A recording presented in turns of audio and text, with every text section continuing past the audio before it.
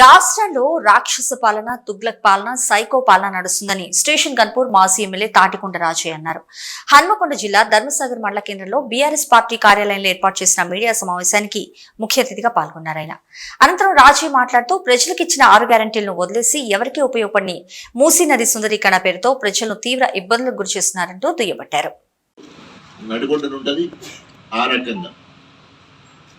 ఎప్పుడు కూడా ఈ మధ్యకాలంలో కూడా ఫ్లడ్స్ రావడం కానీ ప్రజలకు నష్టం జరగడం కానీ లేదు. అసలు ఈ మూసీ నది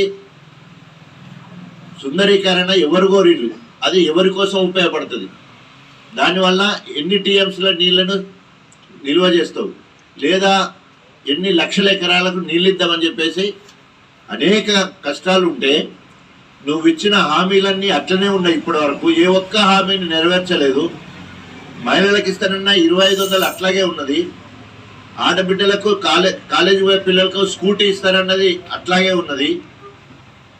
షాదీ ముబారక్ కళ్యాణ లక్ష్మి కోసము అదనంగా తులం బంగారం అన్నది అట్లనే ఉన్నది. పెన్షన్లు 2000 అన్నది 4000 ఇస్తానన్నది అట్లనే ఉన్నది. బోనస్ 500 క్వింటాలకి ఇస్తానన్నది అట్లే ఉన్నది. రైతు భరోసా, రైతు బంధు 10,000 ఇస్తే మేము 15,000 ఇస్తామని అట్లే ఉన్నది. కౌరు రైతు సమస్య తీర్చనే లేదు. వ్యవసాయ కూలీలకు 12,000 ఇస్తారన్న అది అట్లనే ఉన్నది. ఏ ఒక్క హామీ నెరవేర్చకుండా 6 గ్యారెంటీలు అటకెక్కిపోయినాయి. ఈరోజు ఎవరు అడిగినా నేను మూసీ నదిని సుందరీకరించాలని, ఎవరు అడిగినా నిన్ను పేరుతో హైదరాబాద్ను మొత్తము ఆకావితలు చేయాలని, ఇవాళ నిన్ను తిట్టనోళ్ళు లేరు.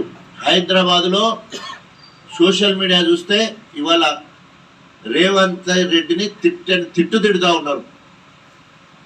ఊర్లలోకి వస్తే రైతులు తిడుతూ ఉన్నారు, మహిళలు తిడుతూ ఉన్నారు. అదేవిధంగా ప్రతిపక్షాలకు దొరుకుతలేవు. పోనీ నువ్వేమన్నా ఎక్కడన్నా పోయి ఇప్పటివరకు హైడ్రా మీద కానీ లేదా మూసీ నది సుందరీకరణ విషయంలో కానీ ఎక్కడన్నా ప్రజల్లో ఉన్న అనుమానాలను తీర్స్తామంటే అదే చేయట్లేదు. ఉద్యమకారుల అవకాశవాద రాజకీయాలు తెలుసుకుందాం రా అని చెప్పేసి హెచ్చరిస్తూ ఉన్నాం. ఈరోజు 9వ తారీఖు దగ్గర పడతా ఉన్నది. సెప్టెంబర్ 9వ తారీఖు నాడు 4 వారాల గడువు ఇచ్చిండు జడ్జి, హైకోర్టు జడ్జి.